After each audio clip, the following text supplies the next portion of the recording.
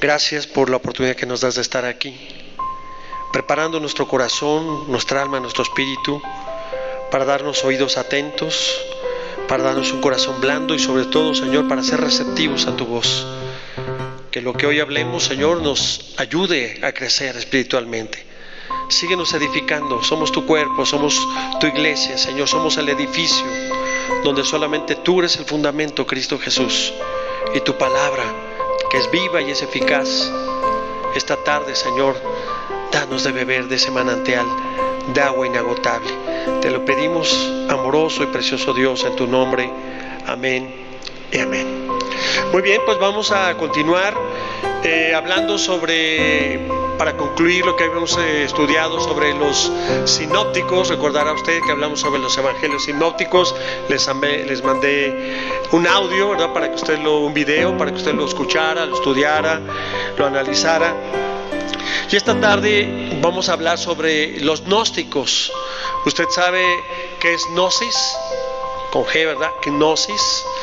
Gnosis habla sobre el conocimiento, ¿verdad? Y es a través del conocimiento, dicen, que podemos entender a Dios. Sobre todo este grupo de gnósticos de aquella época de Jesús. Vamos a ver qué es el gnosticismo y si en estos tiempos hay gnósticos. Recuerdo una ocasión, hace no mucho tiempo, que iba yo caminando por la Torre Latinoamericana en la Ciudad de México y me regalaron un folletito y decía que en el piso X estaban reuniendo un grupo de gnósticos que invitaban a personas para congregarse ahí, ¿no? Entonces, ¿quiénes eran los gnósticos? El vocablo gnóstico viene de la palabra gnosis, que significa precisamente conocimiento. Así que los gnósticos pretendían tener un conocimiento especial, pero esotérico, un conocimiento secreto, decían ellos, de Jesucristo, porque según ellos se les había revelado a este grupo. Entonces, ¿cuáles eran las creencias gnósticas? Creían que las verdades enseñadas de Jesús habían sido pasadas a través de ellos, a través de un apóstol. Por consiguiente, ellos se creían exclusivos, únicos depositarios de las enseñanzas de Jesús. Estos gnósticos decían que tenían la tradición secreta, la verdad o la verdadera gnosis, la cual Cristo les hizo llegar.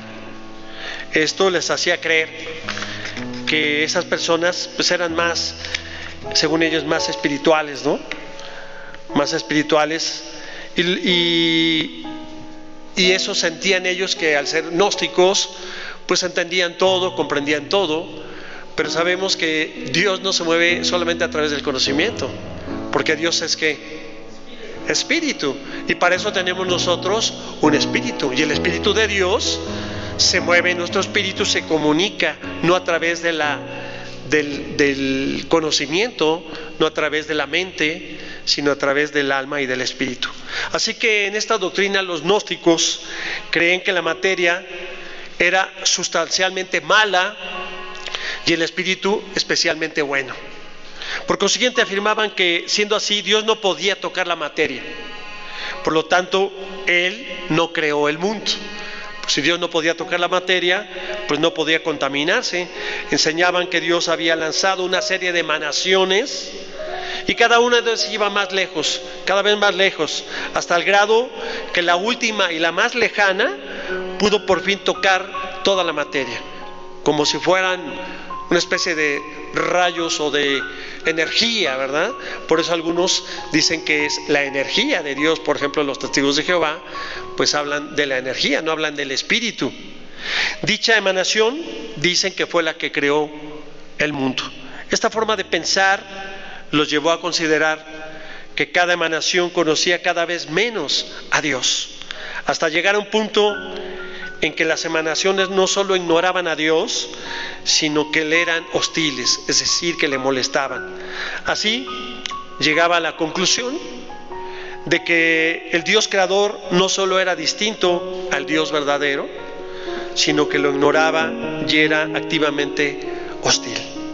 Así que pues algunos representantes más característicos de estos gnósticos estaban hacia el norte de África, en Egipto. y por ejemplo uno se llamaba Basílides, otro Valentín y Carpócrates, otro llamado Serino, y afirmaba: el mundo fue creado no por Dios, sino por cierto poder muy separado de él y muy lejano de ese poder que está por encima del universo e ignorante del Dios que está por encima de todas las cosas. Imagínense el pensamiento de estos gnósticos. Por lo tanto, una de sus creencias básicas era afirmar que Dios no había creado este mundo. Y fue por esta clase de creencias gnósticas que fue necesario que la Iglesia de Cristo desde principios del primer siglo elaborara, ¿recuerda qué? El credo apostólico. ¿Se acuerda? ¿Por qué? Como decía, creo en Dios Todopoderoso, creador del cielo y de la tierra, de lo visible y lo invisible. ¿Se acuerda que en un boletín lo pusimos, el credo de los apóstoles? ¿Verdad? ¿Por qué? Porque era precisamente al decir que no había creado Dios el universo, pues entonces los cristianos tuvieron que elaborar este credo, ¿verdad? Luego tenemos el credo niceno, y todo esto se fue realizando para confirmar que Dios es todopoderoso y Él creó los cielos y la tierra y lo visible y lo invisible. Así que esta primera declaración tenía su fundamento en el inicio del Evangelio de San Juan. No es nada más una oración porque sí. Acompáñenme allí en Juan 1:3.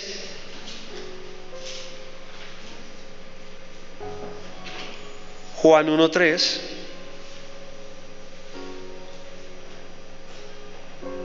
Que dice la Escritura: todas las cosas por Él fueron hechas, y sin Él nada de lo que ha sido hecho fue hecho. Así que ahí vemos que todas las cosas fueron creadas y no hay nada que no esté hecho por Dios. También en Juan 3:16, usted lo sabe, Juan 3:16, porque de tal manera amó Dios al mundo que ha dado a su Hijo unigénito para que todo aquel que en Él cree no se pierda, mas tenga vida eterna. Entonces la vida eterna Dios la creó. Por esa razón, pues diríamos que frente a los gnósticos que equivocadamente espiritualizaban tanto a Dios, haciéndolo tan lejano a su creación, estaba la respuesta cristiana de los evangelios y de las epístolas, ¿verdad? Las cartas inspiradas que afirmaban que el poder creador de Dios y cuya presencia inundaba el mundo con ¿qué? Con su amor. No emanaciones de energía, sino el amor mismo de Dios derramado en nuestros corazones. Así que resumiendo las diversas creencias de estos gnósticos, una, creían que el Señor Jesucristo era un semidios, o sea, el fruto de una emanación y de emanaciones intermedias muy lejanas de Dios. Precisamente una de estas fue quien creó, según ellos, este mundo. Para ellos Jesús no era divino. Otro punto es que creían que el Señor Jesús no tenía un cuerpo real. ¿Se acuerdan que hemos platicado varias veces sobre ese asunto? ¿Cómo consideraban que la materia era mala? Entonces Dios no podía tener contacto en lo físico. ¿Cómo es que Dios iba a ser materia si la materia es mala? Entonces, así pues, el cuerpo de Jesucristo era solo una apariencia. A estos gnósticos se les conocía como también docetistas. En el griego, dokein, que significa apariencia o parecer. Como una especie de fantasma. ¿Se acuerdan cuántas veces aparece la palabra fantasma? Los mismos discípulos decían, creo que es un fantasma. Es el pensamiento de esa época, que decían no, por eso que Jesús que atravesaba las puertas y cuando estaban en el aposento, decían, creo que es un fantasma. Entonces ese pensamiento de fantasma estaba muy marcado en el pensamiento de ellos, sin carne, sin sangre, y decían que su cuerpo era aparente, porque cuando caminaba no dejaba huellas, ya que ese cuerpo no era real, pues no tenía ni peso ni sustancia. Así que esta forma de creer hizo que el apóstol Juan escribiera contra ellos lo siguiente. Acompáñeme ahí en primera carta de Juan 4:3. Y todo espíritu que no confiesa que Jesucristo ha venido en carne, no es de Dios. Y este es el espíritu del anticristo, el cual vosotros habéis oído que viene y que ahora ya está en el mundo. Así que dijo, cualquier espíritu que no confiesa, los mismos espíritus que eran expulsados, te acordarás del endemoniado gadareno, de todos los endemoniados, reconocían a Jesús, que era Dios. Entonces, si los espíritus inmundos lo reconocían, ¿cómo es posible que esta gente pues pensara que Jesús no era divino? Siguiente punto, otros creían en una variante de las anteriores creencias que mencioné. O sea, decían que Jesús era solo un hombre y que el Espíritu Divino penetró en él cuando se bautizó. Esa chispa divina estuvo con él hasta el momento de su muerte, y como el Espíritu de Dios no podría sufrir en el cuerpo de Jesús, en el momento de la crucifixión lo abandonó. Esta es una de las teorías más fuertes, porque ¿qué pasó en la cruz? ¿Se acuerda? Y estando los docetistas y los gnósticos que decían que lo que clamó en la cruz no fue Elí, Elí, lama sabactani, esto es, Dios mío, ¿por qué me has desamparado? En Mateo 27:4, sino dicen los docetistas, los gnósticos, que lo que realmente dijo fue, poder mío, ¿por qué me has abandonado? Esta creencia se ve hoy en día en la doctrina de los brahmanitas, seguidores del difunto William Marion Branham, que murió en 1965, el cual se decía Elías que venía preparando el camino del Señor. Es decir, que creía que el espíritu de Elías había entrado en él y por consiguiente estaba por llegar Cristo. Así que fue en 1976 en Puerto Rico que esta persona se llegó a llamar Cristo. No sé si todavía viva, pero Cristo entró en el cuerpo de William Soto Santiago, y este último se creía Cristo en su segunda venida. Si usted busca en internet, hay varias personas que se han hecho autollamar el Mesías, el Cristo, y este fue uno de esos. Así que lo proclamaron a él y a sus seguidores por muchos años. Como ya ha pasado tiempo y este último ha envejecido, ahora ya se quitó ese título y solo se hace llamar el ángel que trae el último mensaje. Imagínense. Y se denomina la piedra angular. Así que cuidado, familia, con los nuevos gnósticos, los gnósticos docetistas. En sus escritos también describen que a veces Jesús se encontraba en doble sitio a la vez. En ocasiones decían ellos que el Señor Jesucristo se les presentaba a los discípulos en forma de niño. Así lo presenta el Evangelio de Judas. ¿Se acuerda que comentamos que tomó mucha fuerza? Fue presentado en National Geographic y se le hizo mucha difusión al Evangelio de Judas. Finalmente, otro de los puntos, como creían que la materia era mala, esta no tenía un origen, llamémoslo así, eterno, sino solo lo espiritual era bueno. Por lo tanto, si el hombre era materia y espíritu, o sea, con una doble naturaleza, entonces solo espíritu tenía una naturaleza superior. Por eso creían que debían de buscar en el interior de su ser esa luz que los llevara al pleno conocimiento de Dios. La salvación de ellos era liberar esa luz interior por medio de la gnosis, esto es, del conocimiento, y llegar a ser Cristo. Entonces, como nos damos cuenta, pues ese movimiento tomó mucha fuerza. De ahí surgieron muchas filosofías, muchas doctrinas. Hay una colección de 48 libros, contenido de 13 códigos o códices, que están traducidos del griego a la lengua copta. Y este valor que tienen estos manuscritos es porque, como ya vimos, algunos padres de la iglesia del siglo II al siglo IV habían ya hablado de la existencia de estos libros gnósticos, y al descubrirse pudieron confirmar las creencias de esta secta, porque es una secta. Los más importantes de estos son el Evangelio de Tomás y el Evangelio de la Verdad. De este último voy a leer un párrafo. Dice: la verdad se ha manifestado a los seres emanados de ella y la han conocido. Han proclamado al Padre en verdad y poder perfecto cuando los une con Él. Pues cada uno de ellos ama la verdad. La verdad, en efecto, es la boca del Padre. Su lengua es el Espíritu Santo, el cual es la manifestación del Padre y su revelación a sus eones. Aunque se ve en sus palabras de influencia de algunos manuscritos del Nuevo Testamento, en este párrafo se deja observar este sincretismo doctrinal que tenían los gnósticos en sus libros. En muchos de estos hay conceptos iraníes, del dualismo, luz y tinieblas, del hermetismo egipcio o de las creencias maniqueas. Todos estos conceptos, familia, se ven en la literatura descubierta en Luxor. Esos documentos, todo esto explica de alguna manera, o lo explico también para poder comprender lo que vamos a entrar al Evangelio de Judas.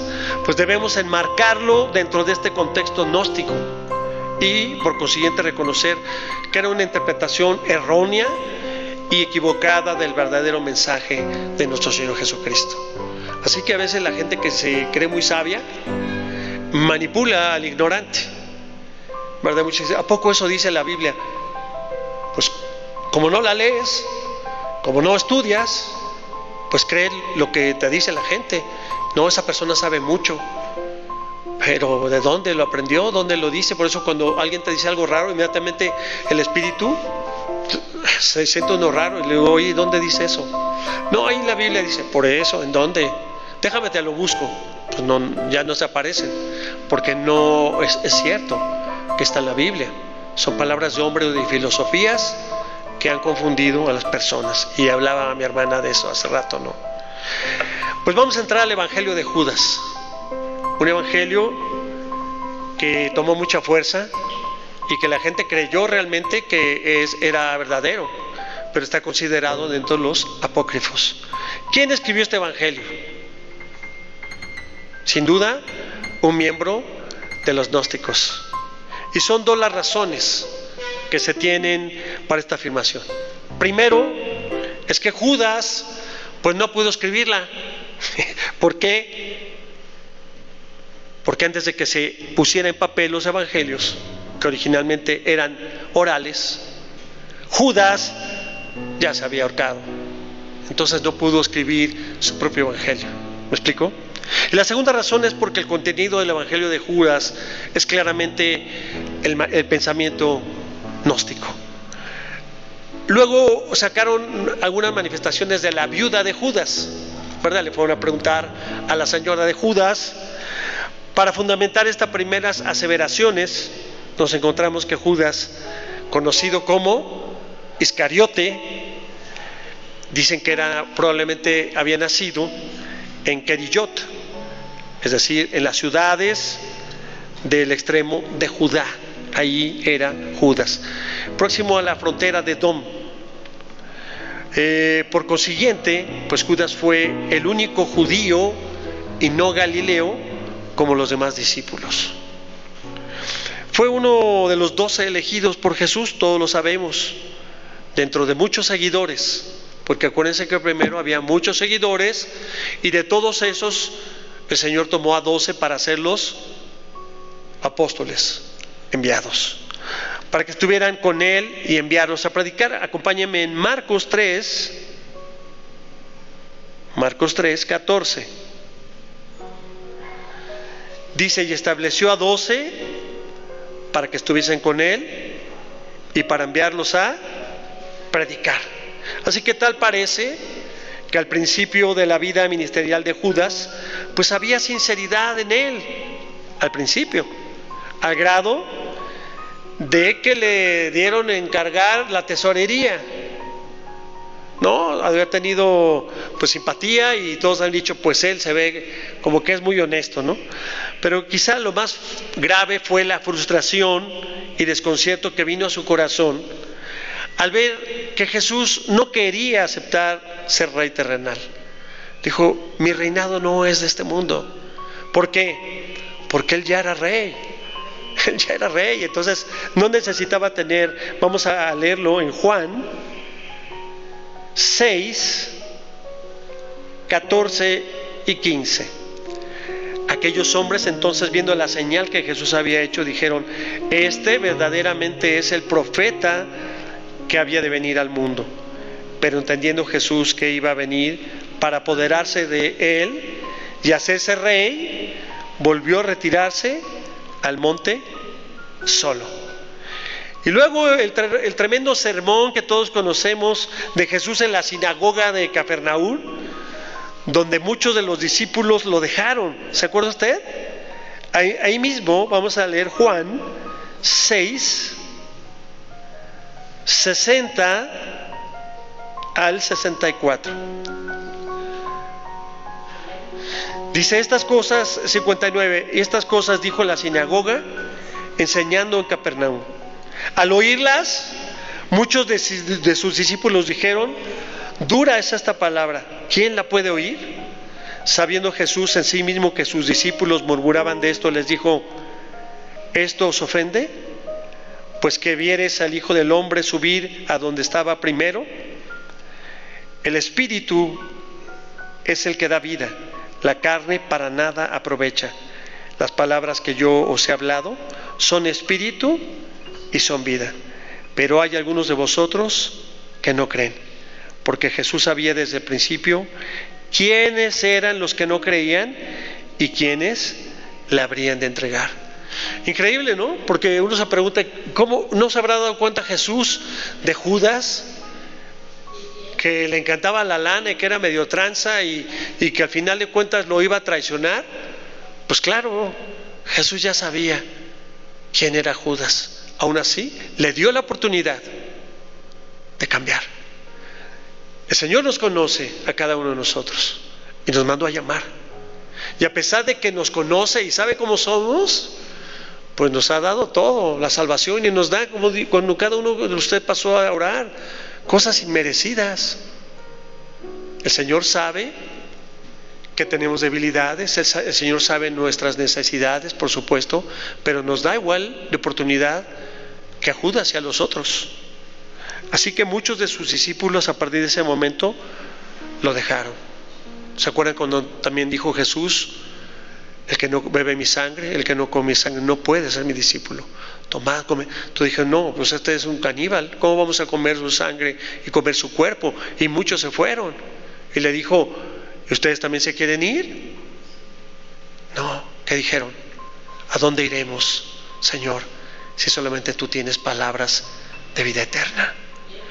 Así que, pues Judas decidió quedarse en el grupo, pero desanimado en sus anhelos. Ya me lo imagino como diciendo, oye, híjole, pues el triunfo mesiánico esperado por él y también por pues los discípulos, desde su perspectiva y sus compañeros, pues nunca llegarían, no iba a derrocar al gobierno.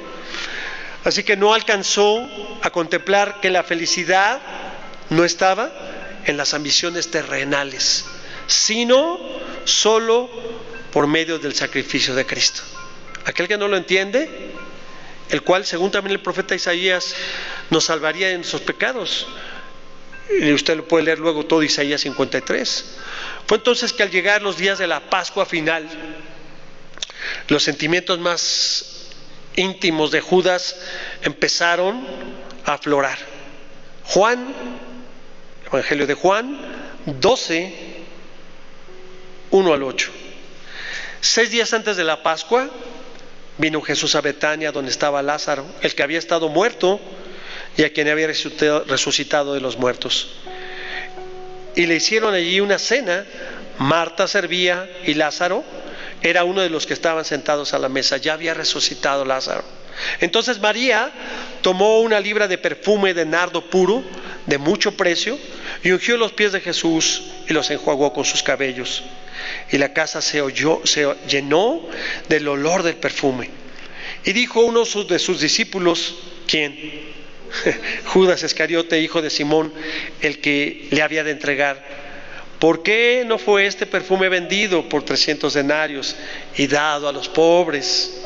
Pero dijo esto no porque se interesara o se cuidara de los pobres, sino porque era ladrón, y teniendo la bolsa, ¿qué hacía? Sustraía de lo que se echaba en ella. Entonces Jesús dijo: déjala, para el día de mi sepultura ha guardado esto, porque a los pobres siempre los tendréis con vosotros, mas a mí no siempre me tendréis. Así que, desembocado en la traición efectuada en la última cena de Jesús con sus discípulos, Mateo 26:20. Cuando llegó la noche, se sentó Judas ahí con los 12. Marcos 14, 10 y 11. Entonces Judas Iscariote, uno de los 12, fue a los principales sacerdotes para entregárselo. Ellos, al oírlo, se alegraron y prometiendo darle dinero, y Judas buscaba oportunidad para entregarle. Así que, mis hermanos, familia, Judas en su libre albedrío, como el que tiene usted y yo, decidió traicionar al Señor. ¿Cuántos de nuestros hermanos, hermanitas en Cristo, han hecho lo mismo? Sí, Señor, gloria a Dios, yo te amo, yo te adoro, tal, y actúan de esa misma manera, con sus actitudes, con sus pecados, con sus traiciones. Cada vez que nosotros hacemos algo indebido hacia nuestro Padre, traicionamos el amor, traicionamos el precio que Él pagó. Sabemos que vamos a pecar, sabemos que vamos a fallar, pero yo me refiero a las personas que han decidido regresar a la vida pecaminosa, a la vida que antes tenían, y dejaron, apostataron y dejaron. Así Jesús lo traicionó, y por cuanto lo hizo en ese tiempo presente, el Espíritu Eterno lo contempló y se lo inspiró el pasado del profeta del rey David, para que se escribiera lo que hizo Judas. Salmo 49, 1. Salmo 41,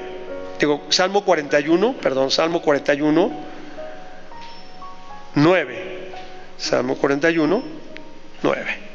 Aún el hombre de mi paz, en quien yo confiaba, el que de mi pan comía, alzó contra mí el calcañar. Así que se escribió en el pasado y sucedió ese día con Judas. Finalmente, hay una pregunta que nos podemos hacer en relación a Judas. ¿Creía Jesús que traicionándolo el Señor Jesús se defendería y evitaría su muerte en la cruz? Esto lo preguntamos para ver la reacción que tuvo.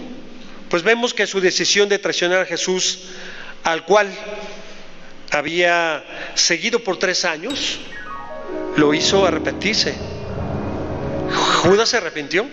Sí, pero por desgracia el pecado lo encegueció, y por su traición fue y se ahorcó. Mateo 27, 3 al 5. Entonces Judas, el que le había entregado, viendo que era condenado, devolvió arrepentido los 30 piezas de plata a los principales sacerdotes y a los ancianos, y diciendo: yo he pecado entregando sangre inocente. Mas ellos dijeron: ¿qué nos importa a nosotros? Allá tú.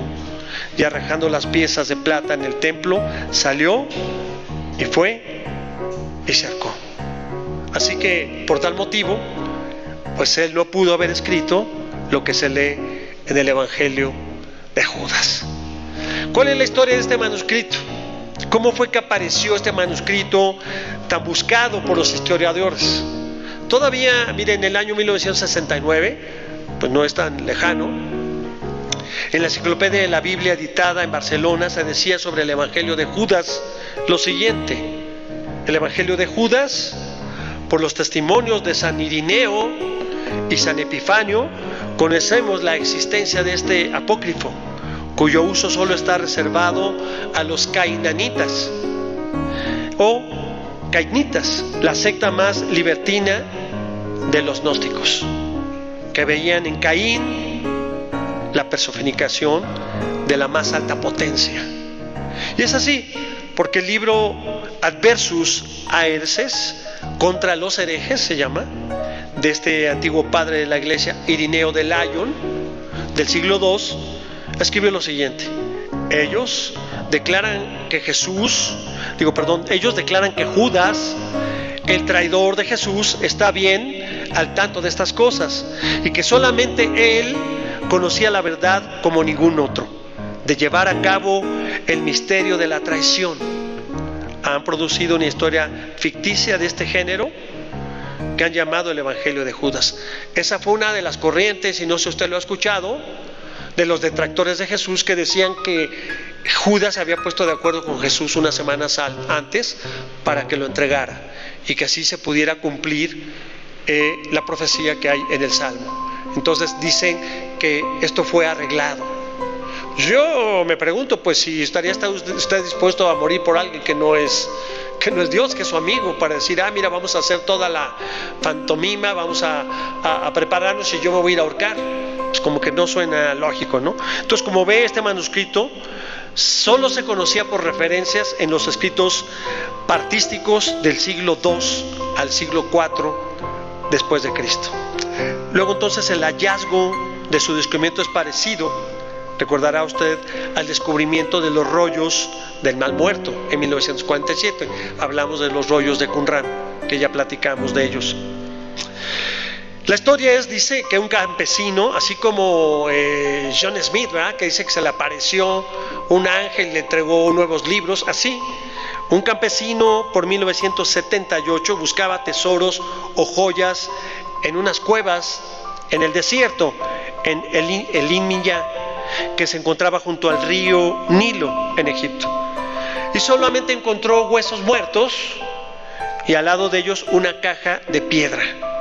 Al abrirla, dice que descubrió que era un códice de papiro guardado en un forro de piel. Entonces lo llevó al mercado de antigüedades de Egipto y lo vendió a un anticuario. Entonces sucedió que este anticuario, que es un buen comerciante, se lo robaron de su tienda junto a otros artículos, pero por razones obscuras este anticuario lo volvió a recuperar y lo llevó a unos expertos para certificar su autenticidad. Y cuando confirmaron ser un manuscrito del siglo III, este quiso venderlo a unos investigadores en $3 millones, a lo que solo le ofrecieron $100,000. Como no lo pudo vender, entonces el anticuario viajó a Nueva York, pero también allí fue muy difícil de venderlo. Se guardó en una caja fuerte de seguridad y luego de 16 años, una investigadora llamada Frida Nussbaum lo compró en $300,000. Así fue que Maecenas Foundation de Suiza y White Institute de Historical Discovery de Estados Unidos, junto con la famosa empresa editorial National Geographic, contrataron a varios expertos de lingüística, restauradores e investigadores, pues para restaurar y darlo a la luz. Luego entonces este manuscrito de este Evangelio de Judas estaba completamente destruido y fue enviado a Suiza para su restauración. Los casi 1000 fragmentos que quedaron unidos hasta el año 2005. Y para este año 2006 fue cuando salió a la luz el Evangelio de Judas. Ahora se conocía y se confirmaba el dicho de aquellos primeros padres de la iglesia: era solo un manuscrito de los gnósticos en idioma copto del siglo III al siglo IV. Pues imagínense, familia, en qué año, 2006, y la gente, lo que le digo, si mañana sacan otro rollo por ahí y dicen que es de... La gente lo cree. La gente lo cree. Por eso, recordemos la Septuaginta, fue una revisión exhaustiva de 70 sabios que escudriñaron. Íbamos a entrar a estudiar el canon bíblico. ¿Cómo se seleccionó? Todo el proceso que hubo, porque muchos dicen, pues es que muchos escritos se quedaron fuera. Pues sí, porque no cubrían los requisitos que se necesitaban. Entonces, inmediatamente después de esta restauración, se tradujo al inglés, le dieron velocidad en el francés, al alemán, y de este idioma copto en que se encuentra redactado. Inmediatamente los noticieros de Washington, los más importantes, hicieron la publicación de este manuscrito. En el portal de noticias del Vaticano, saint.org, apareció de inmediato una entrevista hecha al sacerdote William, quien comentaba lo siguiente: una de las mayores diferencias entre las creencias gnósticas y el cristianismo se refiere a los orígenes del mal en el universo. Los gnósticos atribuyen a Dios el mal en el mundo y afirman que creó el mundo de un modo desordenado. Por eso son partidarios de la rehabilitación de figuras del Antiguo Testamento, como Caín, que mató a su hermano Abel, y de Esaú, el hermano mayor de Jacob, que vendió sus derechos de primogenitura por un plato de lentejas, ¿verdad? Así que Judas está perfectamente en esta visión gnóstica que muestra que Dios quiere el mal para el mundo. ¿Cuál es el contenido de este evangelio de Judas? El evangelio de Judas empezó diciendo el relato secreto de la revelación que Jesús contó en conversación a Judas Iscariote durante una semana, 3 días antes de celebrarse la Pascua.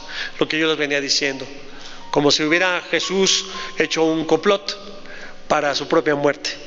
Así que, como observación, en el texto está escrito en tercera persona, muy importante. En el siguiente párrafo, vamos a leer, se nota de inmediato la doctrina gnóstica de lo que les estuve hablando, docetista. Pues dice, él empezó a hablarles de los misterios del más allá y de qué pasaría al final. A menudo se les aparecería a sus discípulos como él mismo, sino que lo llegaron a encontrar entre ellos con forma de niño. No hay ningún versículo que diga eso en la Biblia. En el video, familia, que se publicó en la prestigiada revista de National Geographic, dramatizan esta escena de un niño entre unos 12 a 13 años. Por consiguiente, pues es imposible aceptar esas palabras del manuscrito como inspiradas del Espíritu Santo. ¿Por qué? Porque Jesús fue verdaderamente hombre y verdaderamente Dios. No cambiaba de apariencia de hombre a niño, ni jugaba con las cosas sagradas. En otra parte de este evangelio se dice que cuando los discípulos hacían una oración de acción de gracias, imagínense, sobre el pan, Jesucristo sonría burlándose. O sea, National Geographic dice que se reía a carcajadas. Los discípulos protestaron y le dijeron: Maestro, ¿por qué te ríes de nuestra oración? ¿Hicimos como es correcto? Él le respondió: no me río de ustedes. No están haciendo esto por su propia voluntad, sino porque a través de esto alaban a su Dios. Ellos dijeron: Maestro, tú eres el Hijo de nuestro Dios. Jesús les dijo: ¿cómo me conocen? En verdad les digo, ninguna generación de la gente que está entre ustedes me conocerá. Cuando los discípulos escucharon esto, pues empezaron a molestarse. Se enojaron y comenzaron a blasfemar contra él en sus corazones. Imagínense qué cosa tan absurda. ¿Por qué? Porque es indudable que es un evangelio apócrifo. No da la honra a Jesús. Nunca, de los nunca, sus discípulos tuvieron un pensamiento negativo para con Jesús. No hay ninguna narración que nos diga que los discípulos se pusieron en contra de Jesús o blasfemaron en contra de él. Así que, de acuerdo con este evangelio de Judas, Judas fue el discípulo más querido de Jesús. y que de manera específica contribuyó al plan divino. En algunos diálogos que tiene Jesús y Judas, se dice lo siguiente: sabedor de Judas, se estaba contemplando en algo elevado. Jesús le dijo: aléjate de los otros y te contaré los misterios del reino. Tú superarás a todos los demás, porque me ayudarás a despojarme del hombre que me reviste. Claramente estamos viendo este concepto gnóstico, ¿no? Donde habla de la carne o del cuerpo y del espíritu. Así que vemos que esta doctrina estaba enraizada en las ideas de un gran filósofo de esa época llamado Platón. ¿Le suena Platón? Todos lo estudiamos, ¿verdad? Por ahí del año 428, 327 a.C., que hacía énfasis precisamente en esta dualidad del hombre. Pensaba que siendo el ser humano cuerpo y alma, esta última tenía acceso al mundo de las ideas, del conocimiento espiritual, en una palabra, pues de la gnosis. Ese es un pensamiento platónico, solo que había un impedimento para alcanzar tan alienada meta, y era el cuerpo. El cuerpo era perfecto, la mente era perfecta, era perfectible, sin embargo el cuerpo era un estorbo. Por eso muchos decían después que estaban atrapados en ese cuerpo. Esto obstruye todo esfuerzo por alcanzar el supremo conocimiento y por consiguiente estaban esclavos de ese cuerpo físico. El cuerpo era una prisión del alma. ¿Todavía hay personas, sabía usted, que se suicidan por eso? Se suicidan en estos tiempos por esta filosofía, porque dicen que van a sacar el espíritu y hay que matar el cuerpo. Por esa razón, cuando el escritor del Evangelio Judas señala lo que subrayamos, está promoviendo que Jesús recupere su esencia incorpórea. En ocasiones este Evangelio, familia, pretende ser mega espiritual, utilizando un lenguaje esotérico y sumamente subjetivo. Ve lo que decía acerca de cómo el dios Saclas, que para ellos era Cristo, quien era una de las emanaciones salidas de Dios, el cual supuestamente creó el mundo. ¿Recuerda que le comenté al principio? Y dice: la multitud de esos inmortales se llama cosmos, predicción por el Padre y los 72 luminarias que están en el autogenerado y sus 72 eones. En él, el primer humano apareció con poder incorruptible, y el eón que apareció con su generación, el eón con el que está la nube del conocimiento, y el ángel que se llama él. Y mira, de la nube apareció un ángel cuyo cara destellaba fuego y cuya apariencia estaba manchada con sangre. Su nombre era Nebro, que significa rebelde. Otros le llaman Yalabadop. Otro ángel, Saclas, también surgió de la nube. Así Nebo creó 6 ángeles como Saclas para ser asistentes. Así se produjeron 12 ángeles en los cielos, cada uno recibió una parte en los cielos. Ahí se da cuenta, 12 tribus, y tratan de hacer un paralelismo. Entonces Saclas dijo a sus ángeles: creamos al ser humano según parecido y según la imagen. Entonces aquí dicen que los ángeles crearon al hombre. Ellos modelaron a Adán y a su esposa Eva, que se llama en la nube Zoe. Pues por ese nombre todas las generaciones buscan al hombre, y cada una de ellas llama a la mujer por esos nombres. Mis hermanos, esta larga cita que acabo de leer, honestamente es difícil de entenderla. Sin embargo, es propio de la filosofía platónica, la cual pensaba que cada persona en la tierra tenía una estrella tutelar, que desde el firmamento se vinculaba con el ser humano. Hay personas que también dicen: mira, está mi estrellita, ¿no? Y creen que las estrellas las ligan con las personas de manera especial, como que su alma. Y le dicen, cuando se muere: mira, tu abuelita está allá, es una estrella. No, o sea, un cristiano no puede estar diciendo eso, que tu abuela es una estrella que desde ahí te cuida. Y sí lo hemos escuchado. Entonces es esta filosofía griega que aparece muy marcada en el Evangelio de Judas. Por eso Jesús les dice a sus discípulos que los hombres han sido creados en forma tal que sus almas pueden viajar a los reinos eternos de sabiduría, los cuales se encuentran por encima de ellos. Y precisamente Platón llamaba, ¿sabía usted cómo llamaba? Topos Uranos, al punto del universo donde puede contemplarse lo bueno, lo bello y lo verdadero. ¿Le suena algo parecido? ¿Cuál es la voluntad del Padre? ¿Verdad? Lo bueno, lo agradable, lo perfecto. Entonces, algo parecido es lo que piensan en la moderna ideología, y ha escuchado usted la nueva era. La nueva era, muy fuerte en Estados Unidos y en otros países, y en México también.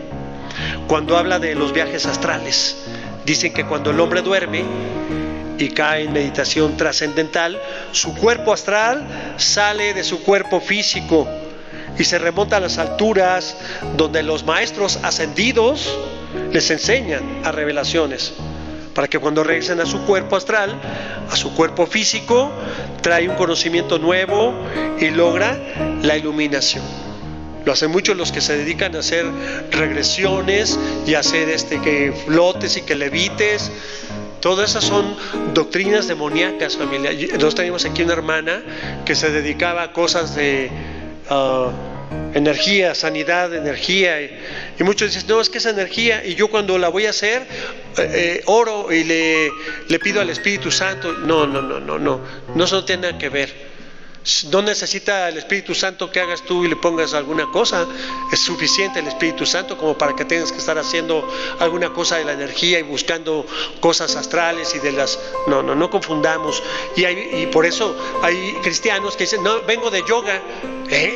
¿Usted es cristiano y viene de yoga?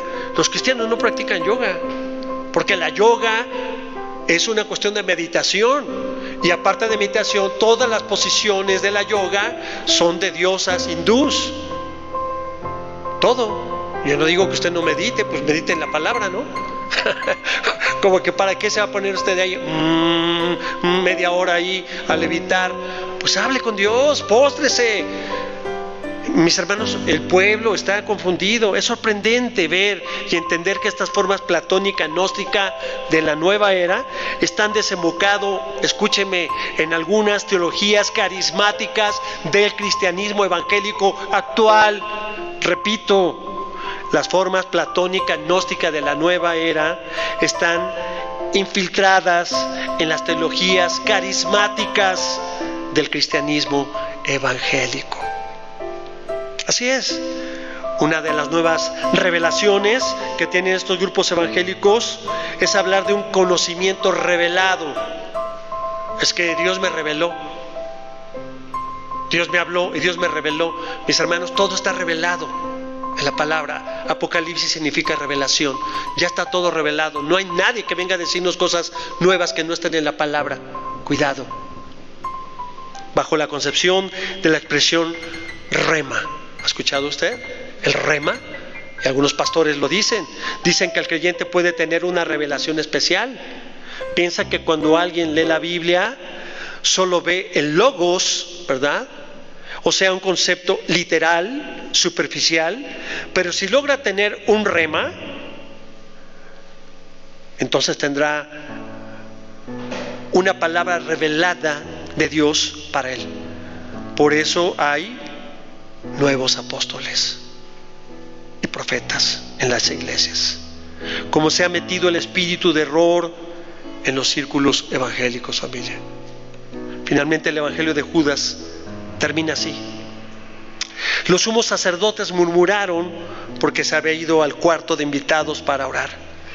Pero algunos escribanos estaban ahí vigilando atentamente para arrestarlo durante su oración, porque tenían miedo de la gente, puesto que él era reconocido por todos como profeta.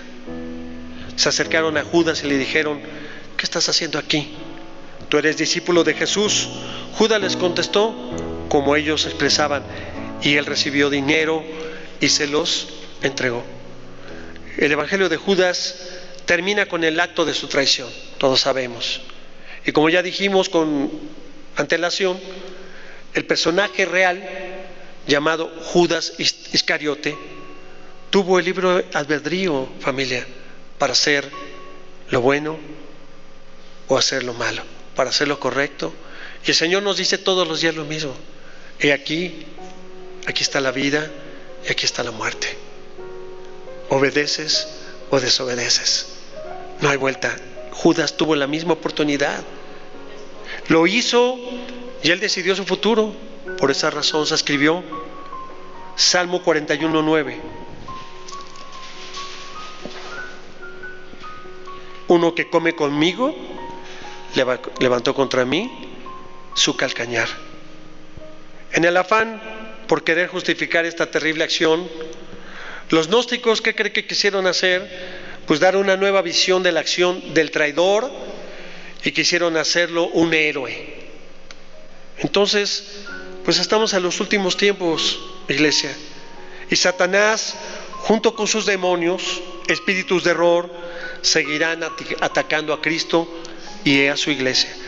Por eso, familia, es importante traer a la mente la advertencia de Judas, pero no el Iscariote o el gnóstico que escribió su evangelio, sino el hermano del Señor Jesús, quien escribió esa epístola universal: amados, por la gran solicitud que tenía de escribirnos acerca de nuestra común salvación, me ha sido necesario escribiros exhortándonos que contendáis ardientemente por la fe que ha sido una vez dada a los santos, porque algunos hombres han entrado encubiertamente, los que desde antes habían sido destinados para esta condenación, hombres impíos que convierten en libertinaje la gracia de nuestro Dios y niegan a Dios, el único soberano, y a nuestro Señor Jesucristo. Concluyo. Al hacer objetiva, interesante esta investigación de los evangelios gnósticos y los apócrifos junto al de Judas, y ver todas las imprecisiones que hemos estudiado, pues vemos que son de origen humano, escritas por hombres, pero no inspiradas por el Espíritu. Así que damos gracias a Dios, familia, de que tenemos 27 libros inspirados por Dios, por los cuales quiso que tuviéramos estos signos y que sean dignos de toda nuestra confianza. Los escritores, que sí fueron inspirados por el Espíritu Santo, escribieron textos de contenido espiritual, como si se tratara de narraciones históricas. No escribieron como teólogos, sino como testigos de acontecimientos extraordinarios efectuados por nuestro Señor Jesucristo. El mensaje del cielo que trajo nuestro Maestro, amado Señor, en el momento histórico son inseparables. El que descendió del cielo traía todo para compartirnos, para decirnos qué es lo que pasará, decirnos qué fue lo que sucedió, y el momento histórico no se puede separar de la esencia de Cristo.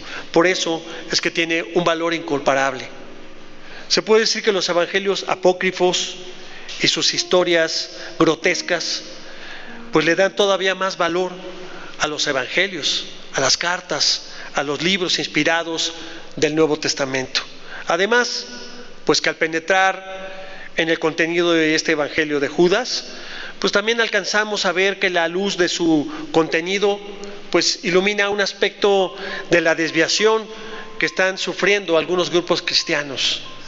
Bien lo dijo el apóstol Pablo, que todas las cosas nos ayudan a bien a los que aman al Señor. Porque aunque este evangelio revela las creencias gnósticas, vemos con sorpresa y también pues con tristeza que esos conceptos erróneos se están manifestando en algunos círculos cristianos evangélicos actualmente. Y la prueba de ello es la actitud de presunción y de soberbia que tienen algunos apóstoles y profetas del siglo XXI. No nos engañemos, seamos sabios, discernamos los tiempos últimos y dejemos, familia, que seamos guiados por el Espíritu Santo y no por nuestros propios sentimientos y emociones. Oremos, Padre. Qué difícil es, Señor, a través de los tiempos, conservar la sana doctrina. Y hablamos de la sana doctrina de los apóstoles y de los profetas, Señor, considerando que hay muchas profecías que aún están por cumplirse y que no tardarán. Gracias, Señor, porque has dado entendimiento, sabiduría para discernir entre lo bueno y lo malo, entre lo correcto y lo incorrecto, y que a través del tiempo ha habido muchos detractores y muchas personas que han querido engañar a tu pueblo. Te pedimos por aquellos que están perdidos, por aquellos que están extraviados, que están en doctrinas, Señor, donde únicamente los están engañando. Te pido que tu Santo Espíritu los libere de ahí, que tu Santo Espíritu los saque, Señor, para que vayan a un lugar donde puedan ser enseñados con la verdad de tu palabra. Permite, Señor, porque solamente estando cerca de ti, a través del conocimiento limpio y perfecto de tu Hijo amado Jesús, es como nosotros, Padre, podemos comprender. Gracias porque esta tarde nos has permitido escudriñar parte de la Escritura y también entender qué es lo que los gnósticos desarrollaron, Señor, y cómo ha impactado a través también de los siglos. Y en estos tiempos también muchas personas están creyendo nuevamente en estas corrientes. Te pedimos, Padre, que nos des sabiduría, nos des entendimiento para estos tiempos, y todo guiado a través de tu Espíritu Santo, basado en tu palabra, en la Santa Biblia, en lo que tú manifestaste en aquellos tiempos, Señor, y que nosotros debemos de seguir conociendo, escudriñando y obedeciendo hasta el final de los tiempos. Gracias, en el nombre de Jesús. Amén y amén.